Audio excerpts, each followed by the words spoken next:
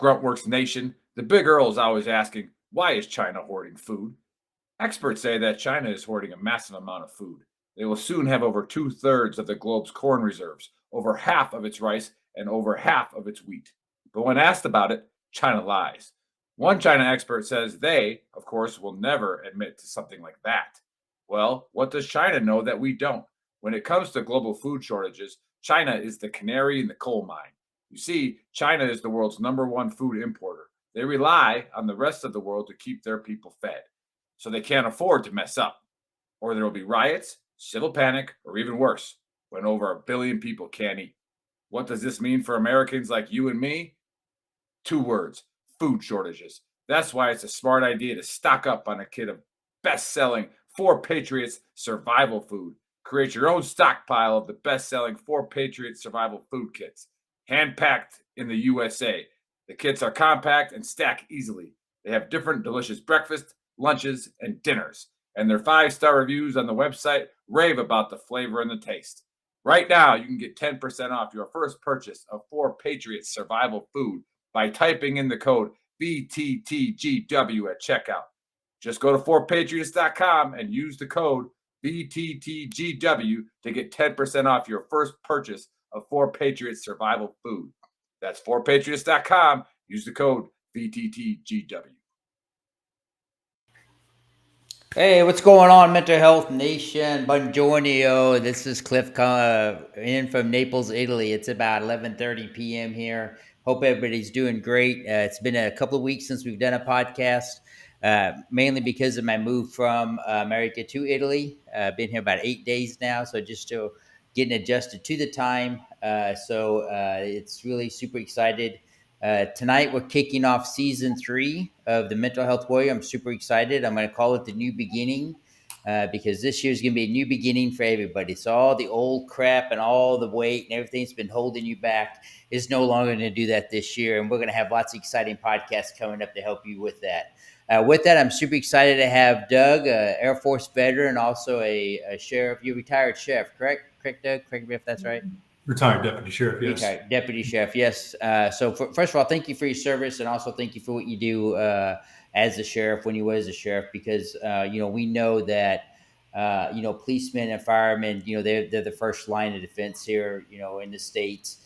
And so my hat's off to you guys always and forever. Lynn, how you doing? Everything going okay for you? Hey, what's going on, Cliff? What's up, Doug? Thanks for being on the show with us today. Everything's going good. The holiday season's been super busy. I've been doing all my travels. You've been doing your traveling. So I literally just got back from a big cruise with Nice. the family. So we did the Disney cruise, and that was have fun. So I recommend it if people can go, with your entire family, because there's something for everybody, all ages. So it's good times. So happy holidays to everybody that is listening out there, and also happy new year. So like you said, we're coming into the new year. I'm super excited about that. And my 40th birthday is coming up. All right. On the 6th. Big party. Yeah. So I'm excited about that. I met Doug when we were doing the Irreverent Warriors hike in Tampa. And one of my really good friends, Rafa, he's still active duty. He's a Marine, actually, was like, Lynn, you got to hear this guy's story. I think he has something really important to say, and it'll definitely make a difference for other people. And so we met, and Doug we had really good interaction. He told me a little bit about his story. It was super emotional. It was really powerful, too. And I said, hey, we have a platform for you to share your story and to talk about, that it's okay to not be okay. Yeah. We say that all the time. Before we jump into it, Doug, and before I wanted you to tell your audience and introduce us, I wanted to remind everybody that my podcast is available on Reach Across America Radio. It replays at Friday at 8 p.m. and Sundays at 10 p.m. Super easy to find. Just download the iHeartRadio app, the Odyssey app, or the TuneIn app. Search for Reach, and then follow Reach Across America Radio for all the great programming, not only my show, but also other shows they have. And as you can see at the bottom of the screen, scrolling is the 4patriots.com, the VTT. Go ahead and click on that to get your food storage in and get everything ready. You know, winter's here. You never know what's going to happen. Here in Italy, I will give you a warning. We do lose power for no reason quite often. So, Lynn, if something happens and I just go away, you'll have to take over and continue the podcast, please, because it does happen quite often here. And unlike at my house in Virginia, where I have the battery backup, I have the Tesla Powerwall and the solar. Of course, here in Italy, I don't have that. But with that, I want to thank everybody for tuning in. Doug, appreciate you waiting. I know we ran behind about 30 minutes today, just kind of getting mesh schedules. And I know Chris was tied up in traffic there in Virginia. Oh, Service. no. And we'll just kind of go from there. You broke out on the very last bit there, Cliff. Oh, just tell us your story. Oh, okay. Well, that's easy enough. I want to have a glass of vino. So there you go. You're in the perfect place for it. Mm-hmm. Well, first of all, thank you both for having me on tonight. I think this has been a long time coming. My story, I don't want to downplay it, but I think, I don't know, I guess I'll just start from the beginning. In 1993, I enlisted in the Air Force. I spent 14 and a half years in the Air Force, active duty and then active reserve on, got out in 1997 and got a spot at my next command in the reserves. And I spent about 10 years there here in Tampa at one of the major commands here in MacDill. During that time in 1998, I went to work for a full service sheriff's office. It's a large agency here in West Central Florida. And I spent 25 years there. I just retired back in July 13th, actually. So I'm 5.5 months into this retirement and trying to find purpose and all of that stuff. But when I met Lynn at Reverend Warriors, it was the first, I guess, time that I had been out. I normally don't like crowds.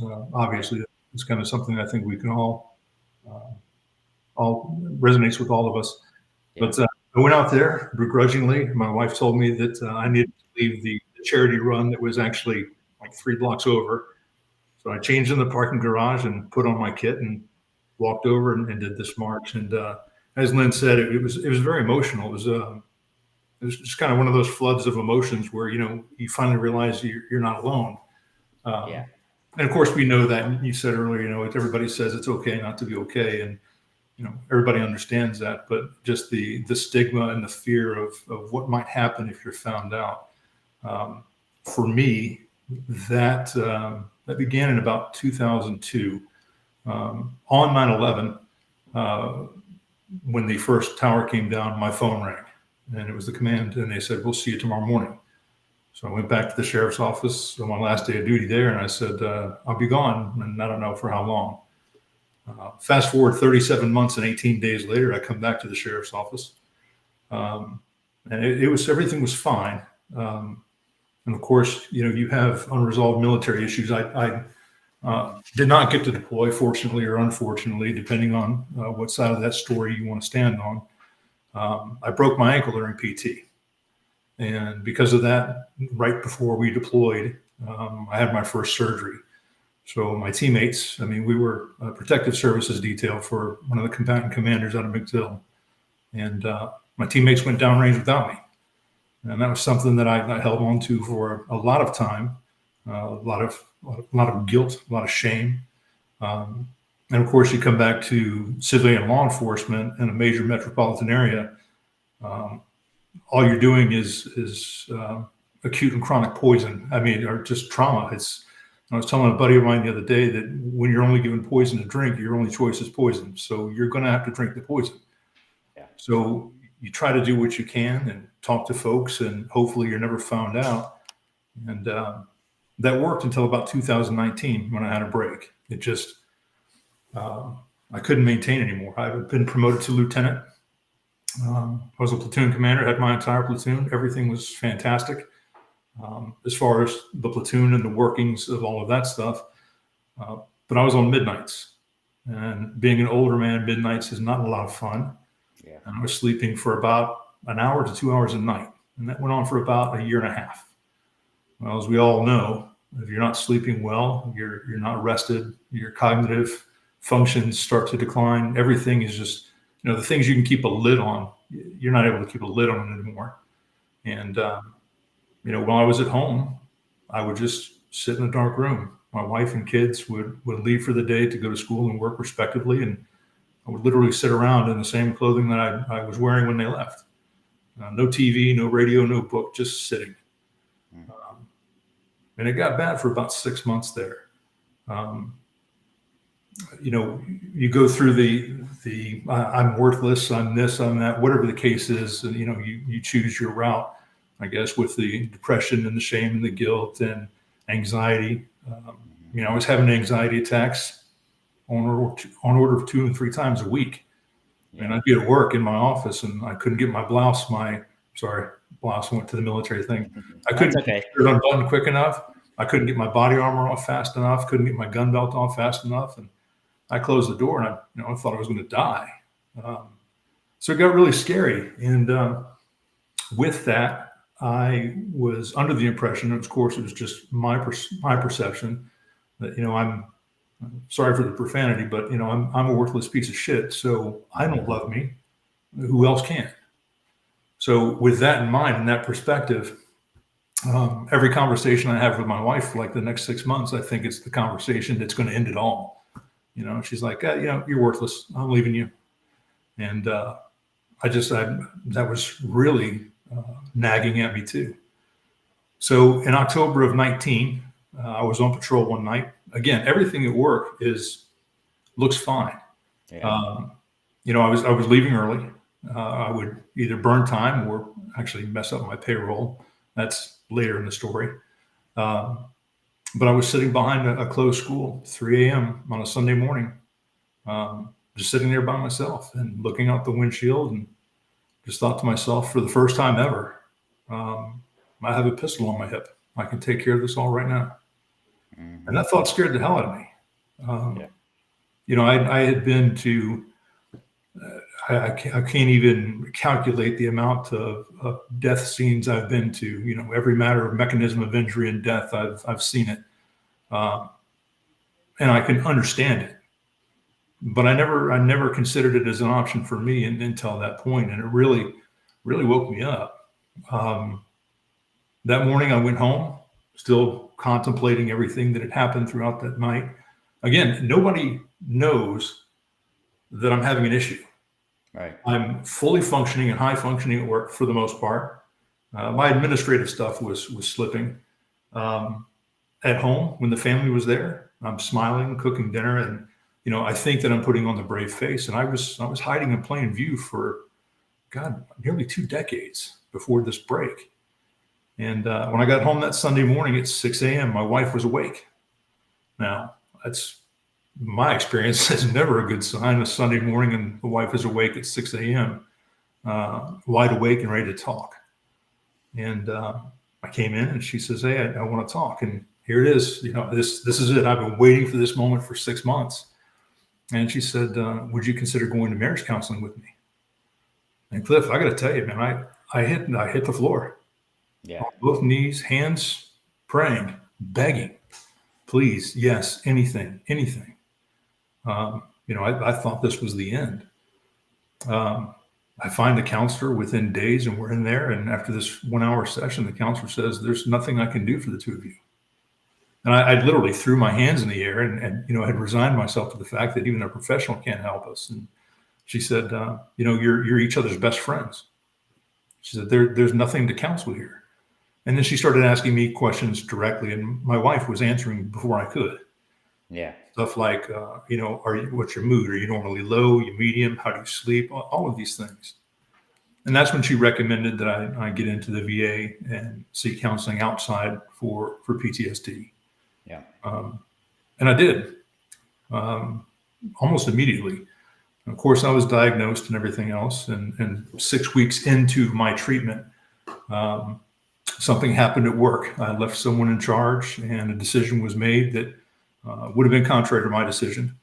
And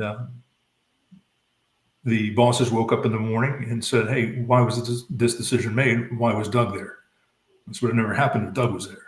So of course they see that I logged off at 3 a.m. and went home, and they checked my payroll and it said 6 a.m. We're supposed to do payroll daily. I was not doing payroll daily. I was doing it at the beginning of the pay period and would back out the times. And over the course of the year, with the cognitive decline and just not paying attention, I was shorting my payroll. And over the course of 2 years, I shorted my payroll right at about $2,000 worth of pay. And they opened a case on me. Of course, you know, that deals with public trust. Of course, there's going to be an investigation. They left me in charge of my platoon for 4.5 months. I took the, I took the news pretty well, considering what was at stake. I mean, they could have fired me. I mean, I could have lost everything. My pension, I was 22 years in at the time. And, I was speaking to some of my supervisors prior to getting help and prior to this break and this notification of the case, letting them know that, things aren't going well at home and my kids are going to counseling and, all of these things, dropping little hints, asking, hey, is there a place for me on day shift? I'm not sleeping well. Trying to feel out the temperature of the room without saying, hey, look, I've got a problem and the wheels have come off of this thing. And anyway, 4.5 months goes by and they make a decision to demote me from lieutenant to deputy sheriff. So it's a far drop in the organizational chart from, like 24 people above me in an agency of 4,000 to new guy. Lost a lot of money in retirement benefits and pay immediately then. But I felt at that point, hey, there's nothing more to lose. Are they going to put me back on nights? I mean, so I started becoming very vocal about the issues that I had and just having open conversations with people. And, the funny thing is, when I started becoming vocal, I don't know if this was because, when you get in trouble in law enforcement or in the military, everybody just kind of moves away from you. Like you have the cooties or something. Yeah. So around the same time that the case was coming to a head, and then I started becoming vocal, for one of those reasons, I was completely disavowed. I would have guys calling me from all over the county, other bosses calling me saying, hey, I've got this going on. This is what I'm thinking. How would you handle this? And that was a nightly occasion. And then the following week, nothing. No phone calls, no text messages. Hey, are you okay? Is there anything we can do for you? Some of those dudes I haven't heard from since March 10th of 2020.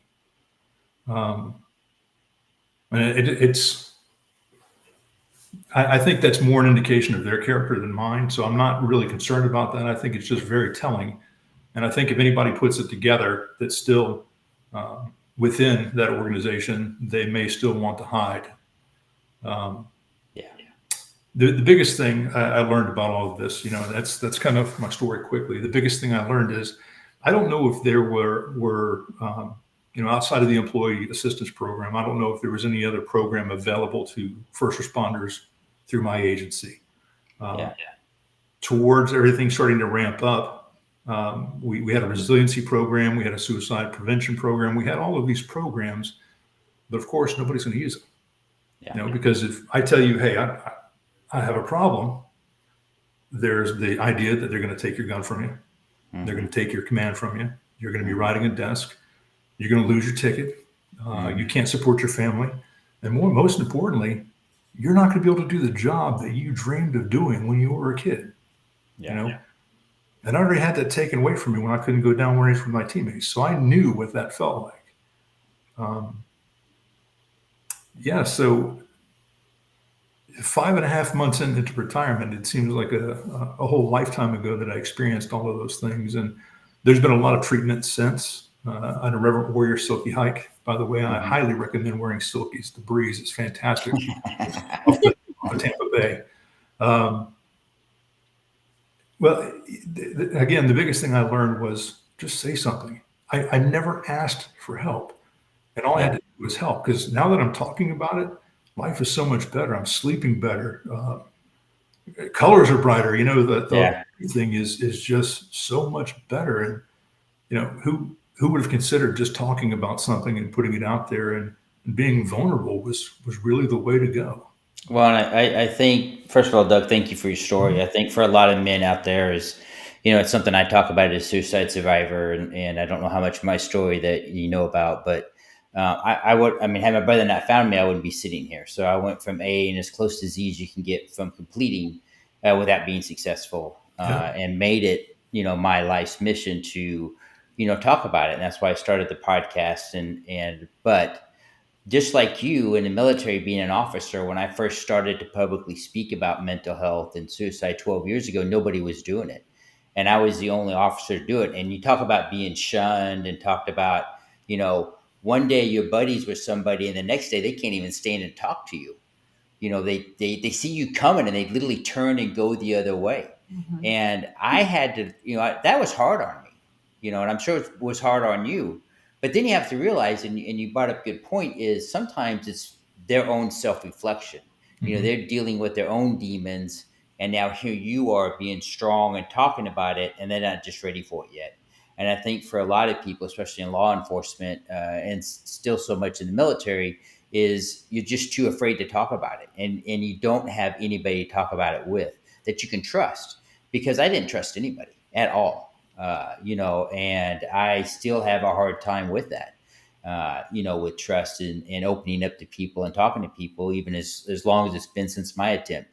But it is hard and it is tough. And inside the law enforcement, my brother-in-law was a firefighter for, 30 plus years, and they don't talk about it.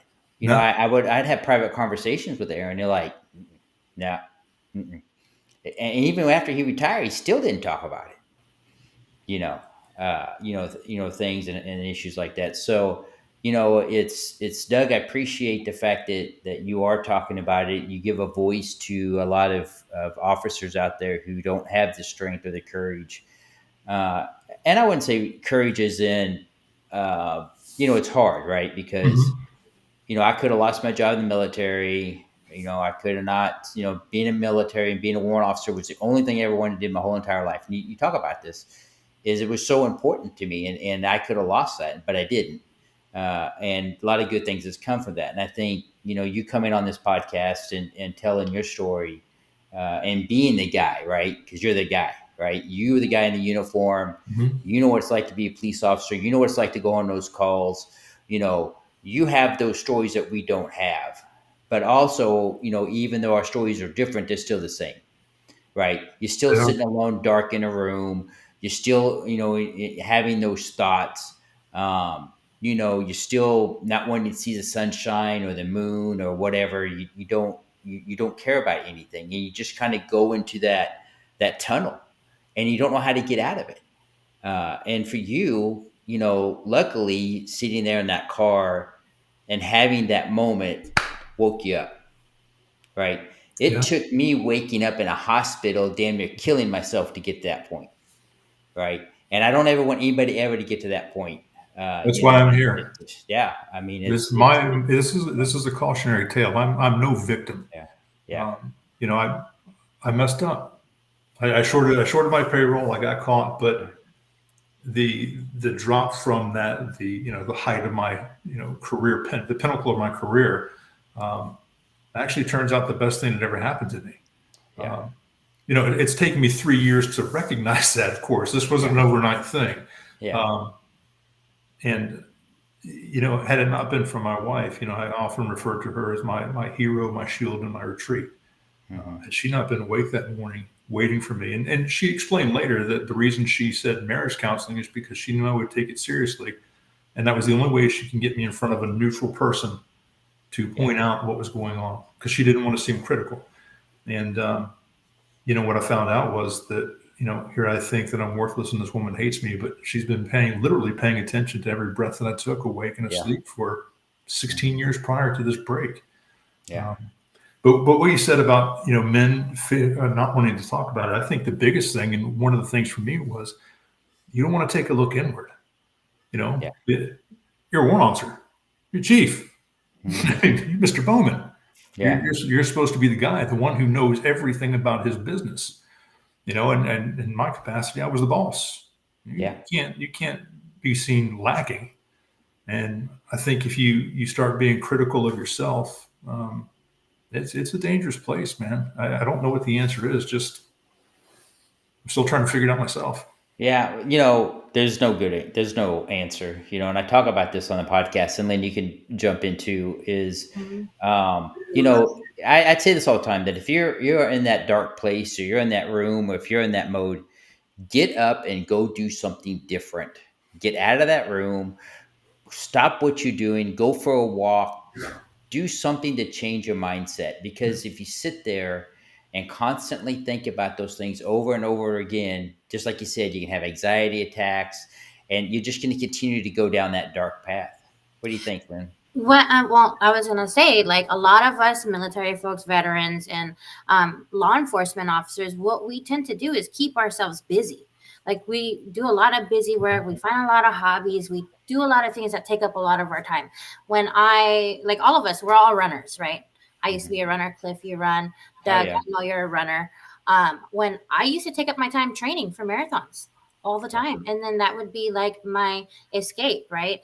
And what I've learned is that us keeping ourselves busy is a trauma response, right? Mhm. And it's an actual good trauma response as long as it's a good thing that you're doing, like for your health or for your fitness or a hobby that keeps you busy. And I try to tell that even to my civilian friends, even to my family who hasn't served, like my sister. She's going through it with her personal issues with an ex that she only dated for like 6 months, and she's keeping herself locked up in a room, hurt by this boy. And I'm like, look, you can't lock yourself in this room. Like the more that you sit still, you're gonna stir. You're gonna Yeah, stir your thoughts, and it's gonna spiral down, and it's just not gonna be good. I say, come on out. Like, I reach out. I reach out to my families. I reach out to my friends. I'm that type of person. I'm that friend. I reach out and say, hey, come on, let's go. Like I'm the leader of the IW Jack speech. And so every time I'm doing something, I reach out on the group and I say, hey, anybody local, I'm going to be here. Let's all hang out, yeah. So I think it's important to do that also, is to reach out to other people, but also to take care of yourself. Yeah, Charlie on Facebook put out a good comment. He said, "Men's mental health is very important, and talking is better than losing someone." Mhm. And that's a great point. Yeah. Suicide is a permanent solution to a temporary problem, and I say that all the time. And even with me, I didn't have the strength to talk to anybody. I get asked, why didn't I call somebody for help when I was in that moment? And we talked about this on the podcast. I had no idea who the hell I would have called. I Yeah. didn't have anybody to call. I wouldn't have called nobody. And had my brother not called the house and I didn't answer the phone, he came home and found me. But I don't know. So I tell people now, I said, because I dealt with this a couple weeks ago. I was at Hampton, Sydney, doing a speaking event at a college there, and one of the guys there, he hadn't talked to this kid since high school. It's been a couple of years, and the kid wind up completing suicide, but he was the last guy he called. And he called him, but his iPhone was on silent. It was at night. He was just sleeping, right? And so I say this all the time. If you have that one person you're going to call, have that adult conversation with it, because a lot of people put their phones on silent at night. And if you don't call 3 times in a row, it's not going to ring through. And please to God, don't take that as a sign. I called this person, they didn't answer, so I need to go ahead and complete what I was going to do. And I tell them, it's not a sign. Call back 2 other times or call somebody else. And I think for him, because he hadn't talked to this kid for a couple of years. I mean, he had a lot of guilt about it. We had a sidebar about it, and I said, "You don't know if you were the last phone call. You don't know that. You Mhm. don't know if he was calling you to reach out for help or just calling you to say, hey, buddy, how you doing?" Don't let that ruin the rest of your life, because I think your friend probably would want you to continue and live the best life that you could live. Yeah. But that's a hard thing. And so I tell people, I said, if you know somebody and that's your go-to person, if you're in a moment of crisis, have that conversation with them. So at least they can put you in their phone so it'll ring no matter what time of night it is, or a text or whatever. Have that conversation, because when I was going through what I went through, I had nobody I would have called, Yeah. and I didn't, obviously, because I attempted my life.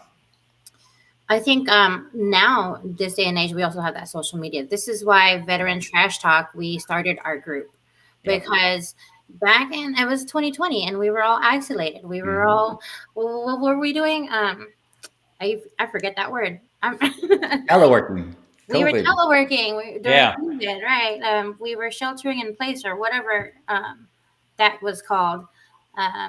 But we started the Veteran Trash Talk group because we needed a community for other veterans to reach out to each other, to be able to say, hey, I don't feel well, or I'm going through this. And then other veterans can relate, Mhm. to what we're going through. And for me, that's how I started off with VTT, because I had an episode like at 2 a.m. and nobody approved my post. Nobody approved it. And I was like, well, why didn't they approve it? Is it like that cringe? And then so I reached out, I think, to Joe. And I was like, Joe, nobody approved my post. What's going on here? Like, you guys are supposed to be here to help veterans. And he goes, well, Len, what do you suggest we should do? I'm like, well, we should probably have more moderators and admin people from like different time zones, right? Because people are sleeping in the East Coast or the West Coast during certain times, right? Like, we're not all in the same time zone. Like, But I'm on Italy time right now. It's yeah, midnight. yeah, exactly. So he's like, great idea. You're hired as a moderator. But yeah, we have the social media group for that as well, to reach out. Well, Also, social media, we talk about it, can be a good thing. It gets a bad rep sometimes, but yeah. I think, with inside those groups, and like you said, Lynn, I mean, a lot of times veterans will reach out in the middle of the night or during the day when most people are at work, and Mhm. somebody will respond to them very quickly. Oh, yeah. And you're right, Brian, a lot of people have survivor's guilt, with things that go on.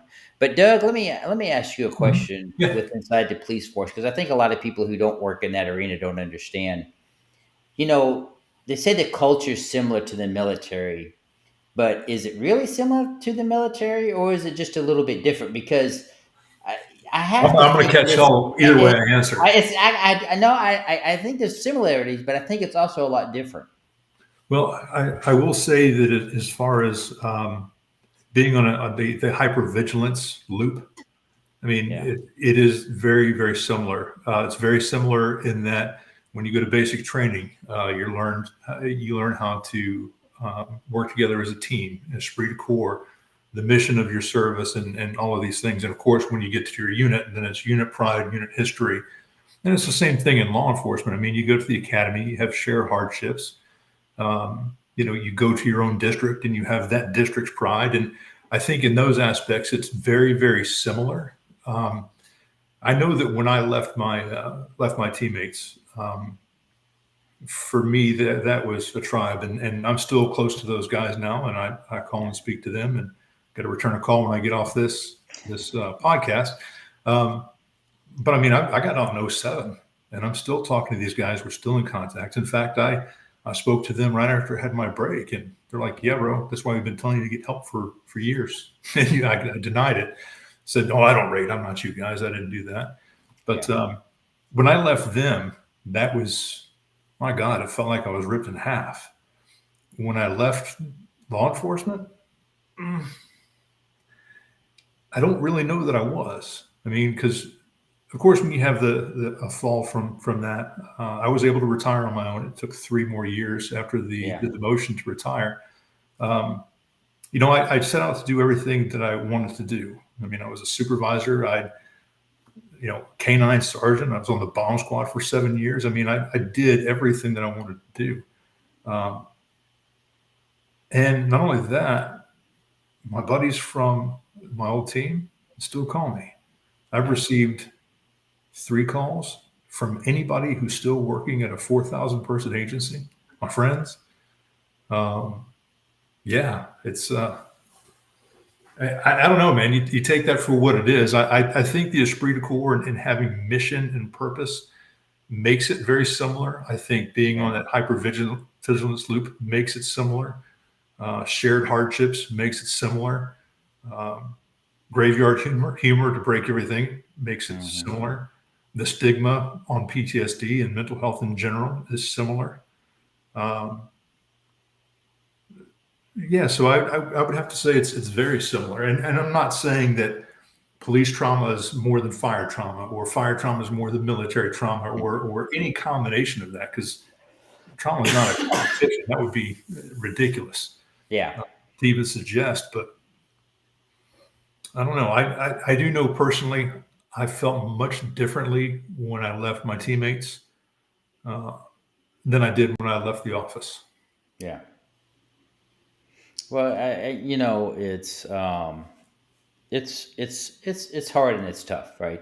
And for me, um, I, I just had a brain fart. Sorry, I'm getting tired, and I have a TBI, and my brain just kind of It's blips almost out midnight right for now. you. Yeah, it's after midnight, but you know, I think you're right. But I think, you know, if you work in a police department, right? And I've had friends of mine that work on a police department. We all grew up in a very small town, you know, and I go back years later because I moved out of the town I grew up in 23 years ago, and I only go back and visit every so often. But you know, I would talk to them, and you know, to them it was hard when people you went to school with started to go down a road or a path that's not good, right? And then how much help can you try to help them? And I think for them that's a little bit different than I think it police force wise, you know, because how do you deal with that, right? You know, here's somebody maybe, you know, when I went to school from second grade all the way to high school, we were in school with these people growing up, Mhm. and then, you know, get out of high school, and some of them go down the path of drugs and crime and other stuff, and I just always thought that would just be a hard thing to handle, you know, to see somebody you grew up with go down that other path. Well, I actually experienced that, and I had a conversation with my childhood best friend. Uh, God, probably in 2001, before I left back for active duty, and he was going down that path, hanging out with dudes that were just no good, drugs, and they were getting harder. And I told him, you know, there's a path here, and Yeah. you know my path, and it's hard and fast. This is not. It's completely non-negotiable. You can walk this path with me and be a good man, be a good husband, and all these things. And again, none of us are perfect. No. Don't do drugs. Right. And I told him, I said, look, brother, I love you, but I can't be there. Not to watch you do this. And he did. He chose the drugs, and he chose everything that comes with that life. I mean, he Yeah. could have achieved so much, but didn't. Yeah. I'm retired at 49 and a half. Yeah. I don't even know what he's doing. I haven't talked to him in years. It's sad, but it happens. I think Yeah. when All you about become an choices. adult, you get to that decision making point. Like, okay, it's time to grow up, and you have to leave some people behind. You know, Yeah. that chapter is over. Now then you go separate ways or whatnot. Because I mean, I think a lot of us went through that. You know, coming of age and then Oh, yeah. joining the military. So, like, I grew up in San Diego, California, and everyone thinks, oh, beaches, beautiful, fun. No, I grew up in like the hood area of San Diego, California. I did not go to the beaches and fun. It was like Boys in the Hood, the movie, you know. And so I remembered, like, when I first joined, I told people I was in Hawaii, and I told people I was like in Japan or Alaska, just so like I could just stay away from these people, or like Yeah. nobody would go looking for me, you know, because I did not want to be put in that path again. Like, I left for a reason, to get my life together and to become an adult and grow up Yeah. for my country. Yeah. You know? So I would say that's probably a lot of reasons why I joined the military. I mean, I was going down that path of drinking and fighting and carrying on, and decided I didn't want to do that, and joined the military and kind of straightened my life out, you know, at 17. But you know, hey, it's like, it's all about choices, right? And one thing about your story, Doug, that you talked about, and I'm going to circle back to that, is, you know, you owned up to your responsibility, right? You knew you Immediately, messed yes. up. And, you know, I think for a lot of people, that's a hard thing to do, right? It can't always be everybody else's fault, right? You know, Cliff Ballman went down the path he went down because I didn't have the balls to ask for help. It's nobody's fault. It was my fault. Right. Yeah. Period. If something's Right. happening in your life, it's your fault. Yeah. And kudos to you for owning up to your mistakes you made any time card and sticking with it for another 3 years. And I'm sure that was an embarrassment too, to go back and people know why you got demoted and know what happened. But Well, you persevered and you showed people. I'm sure you showed a lot, and they'll never say anything to your face about it, Doug.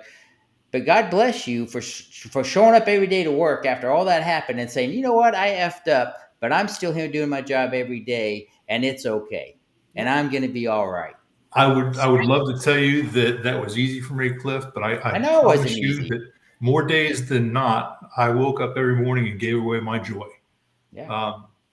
I thought I was being looked at as the broken toy, the guy who couldn't handle it. I mean, I'd been in a room just days prior to me becoming vocal. Other guys going out on leave for PTS.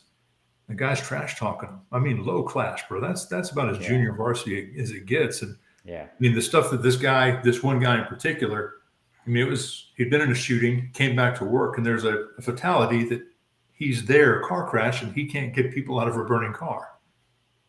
How many of those do you have to have before you get to have a problem? Right. So I was actually told, I went in, signed off on the paperwork. I didn't argue the point. I wasn't going to take it to disciplinary review or anything like that. I was wrong, completely wrong. Yeah. And it was funny because before I left that office, I was told, be careful how you tell this story. I was like, be careful how I tell the story. You mean the truth? People have asked me what's happened. And I was like, well, I'm not going to tell you. I'm going to give you the case. It'll take you about 6 hours to read through the whole thing. You tell me what you think. So I don't even tell the story. It's like, here's the case. Tell me what you think. Yeah. Man, I was wrong. And I actually corrected the internal affairs supervisor and said, let me help you make your case. This is what that actually was. Yeah. And it wasn't in my favor. So nobody's done that. And so, I thought I was being viewed as the old man put out the pasture. But at my retirement party that my wife made me have, because she's like, people are going to say nice things about you. You got to be there. Yeah. So, there was a nice framed picture and signed around the mat, and people in the room, and it dawned on me that 3 years after the demotion, everybody was still calling me sir. Yeah. Whether it was because I was just an old man or I was good to them, and whatever the case is, I was being called sir. I had people calling me LT still. They signed my cards in the frame, LT, 3 Lima 3, which was my call sign. Thank you for everything that you've done. And, I think, I know that going through that experience was the hardest thing in my life, but the healthiest and best thing it's something that I had to do and had to move through to be where I am today. Yeah. Without that experience, I would have never gone to the hike. I would have never done the work on myself that I've done just to get here. And I'm still a broken man working every day. Yeah. But I mean, you got to start someplace. And God bless you guys for doing this podcast. And I'm so happy that just the luck that I got to meet Lynn that day. Yeah, and it's kind of funny. I met Lynn. She actually had her own podcast, and she was a friend of mine. He wrote the book with me. He actually was her instructor, her professor, and he got me to come on her podcast. Yeah. And from there, I went on the Veterans Trash Talk podcast. And then Nick, out of the blue, said, "Hey, do you ever thought about doing a podcast?" I'm like, "No." And then 3 years later, here I am. We are. Doing it. But we're gonna wrap this up here. But Doug, there's a couple of things I want to point out. One, hey, thank you for your story and thank you for your service and the courage to come out and talk about it. If you are honest, you don't have to remember what you said, right? If you Exactly. lie, Yeah. you always got to remember the lie. Mhm. Right. And my brain don't work that great. So I'm just honest because I'll forget shit all the time. But it's a lot of truth to that. And, you own up to your responsibility, you own up to your choices that you make. and you move forward from it. And just like with your experience, anybody out there listening today or Friday or Sunday or whenever they listen to the podcast, if things aren't going right in your life, take a hard look at your life and your choices you've made, because probably you might want to change those some. And I talk about this a lot, is don't make big changes because you set yourself up for failure. Make a little change and give yourself little wins, because the little wins will add up to a big win.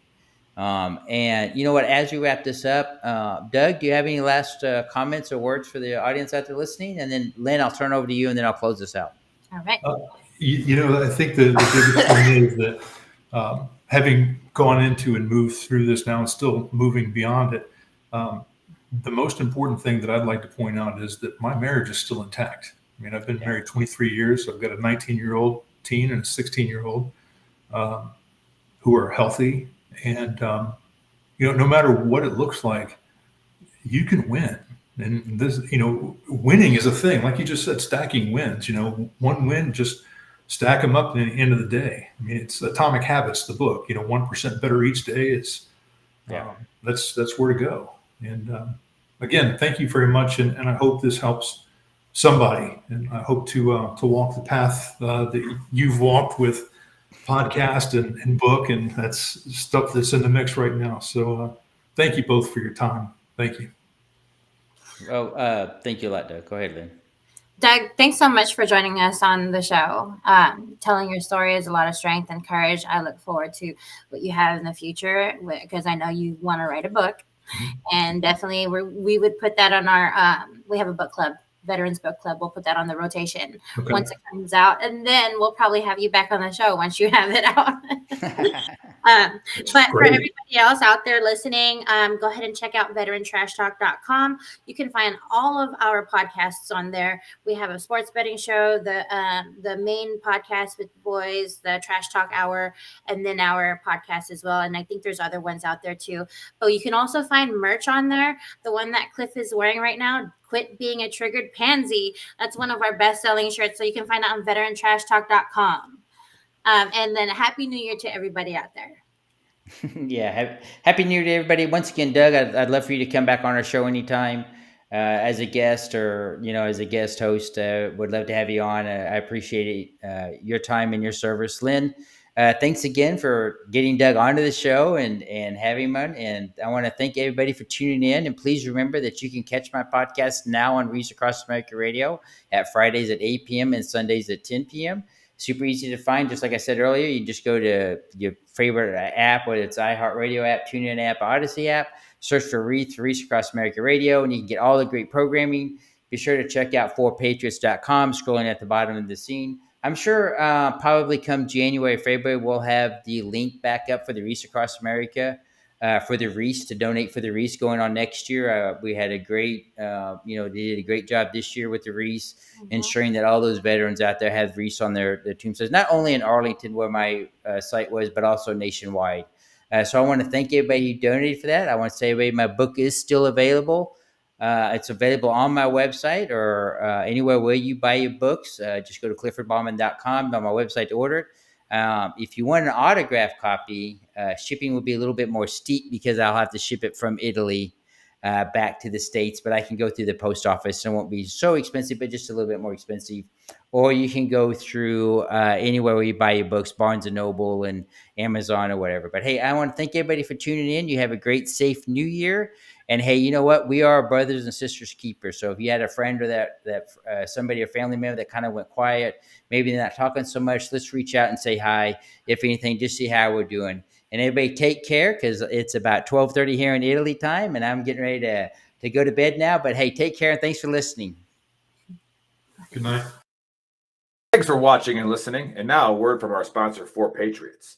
In a startling description, the UN food chief warned the world with the words, knocking on famine's door. He called what we're facing a perfect storm of a perfect storm. And he's not alone. Barron's published that a food shortage could be coming, even in the U.S. Farmers see it too. John Boyd Jr., a fourth-generation farmer, told Fox News that we're going to see empty food shelves in the coming months. That's why getting survival food is more important than ever now.